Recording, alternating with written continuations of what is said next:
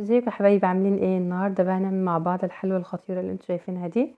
حلوه بجد فظيعه، حلوه بارد من غير لبن من غير اي حاجه، طلبتها موجوده في كل بيت. يعني الواحد وهو قاعد كده يقوم يعملها في ثانيه. خدت مني 5 دقايق بالظبط. وطلعت معايا بالطريقه والدرجه اللي انتوا شايفينها دي، بطعمها ولونها وشكلها تحفه بجد خطيره. لايك للفيديو بقى، اتمنى لايك للفيديو، ما تستكتروش فيا اللايك عشان يوصل لاكبر عدد من الناس. واشتراك في القناه لسه مشتركش، الكلمه الحمراء دي دوسوا عليها، اضغطوا عليها وفعلوا الجرس عشان كل جديد يوصل لكم، كل الفيديوهات الجديده توصل لكم. وتعالوا نشوفوا الفيديو الجميل الخطير ده انا عملته ازاي، او الحلوه الجميله دي انا عملتها ازاي.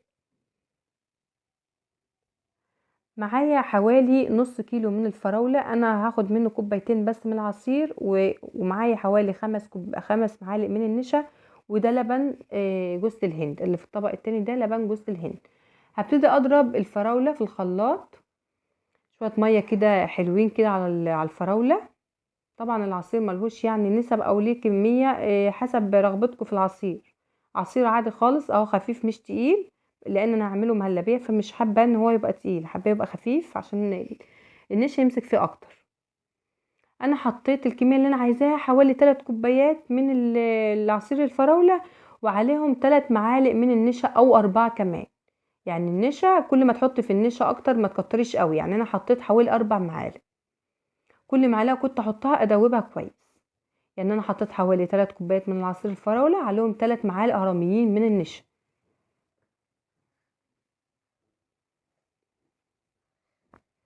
هي المعلقتين هي ظهرت في الفيديو، المعلقة التالتة ما ظهرتش مش عارفة ليه. بس انا حاطة 3 معالق هرميين على ال3 كوبايات عصير النشا. هبتدي بقى ايه احطهم على النار كده. إيه، انا مش هسيبهم ثانية على النار، لازم ايدي تكون في عصير الفراولة ده عشان ما يكتلش معايا، لازم أنا اقلب باستمرار عشان يبقى كريمي معايا وما يكتلش. شايفين؟ كل ما يحاول يعمل معايا اقوم مقلباه كده، بقى كريم اهو. اول ما يبقى كريمي كده خلاص، او يدي فقاقيع كده في الحله، يعرف ان هو استوى النشا مع العصير. وبصوا السكر بقى حسب الرغبه، حسب ما انتوا حابين. انا حطيت حوالي 3 معالق سكر على كل كوبايه معلقه. حابين يبقى محلي معاكم، حطوا السكر حسب رغبتكم. ودي معايا شويه فراوله متقطعين كده. هم اصلا يعني هم مش هيبانوا على واجهه القالب، هيبقوا جوه الفراولة نفسها. وده حوالي كوبايتين من لبن جوز الهند. انا عندي عملت لبن جوز الهند في الفيديو، هسيب لكم اللينك بتاعه في صندوق الوصف. اللي حابب يعرف يعني اللبن جوز الهند ده بيتعمل ازاي، انا عملته على الفيديو بتاعي على القناة بتاعتي. هحط لكم في اللينك، هنزل لكم اللينك في صندوق الوصف. هبتدي بقى ادوب النشا الاول في البارد كده، مدوبوش في السخن، لا لازم ادوبه في البارد وبعد كده احطه على النار واقلب باستمرار زي ما عملنا في الفراولة. نقلب كده باستمرار لحد ما تدي معايا فقاقيع كده ويتكتل معايا كده، يبقى تقيل معايا ما يتكتلش، يبقى تقيل معايا. بقى اعمل باستمرار كده زي ما انتم شايفين عشان ما يتكتلش معايا. خلاص انا حطيته ده حوالي ساعه في التلاجة، الفراوله دي حطيتها في التلاجة ساعه. طلعتها قمت حطيت عليها اللبن جوز الهند او المهلبيه باللبن.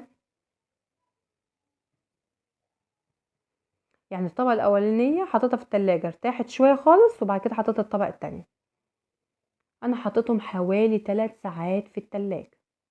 شوفوا بقى الحلوة تطلع معايا بجد خطيرة، وما خدتش معايا وقت، وكان طعمها خرافة، حاجة كده يعني ترطب على القلب.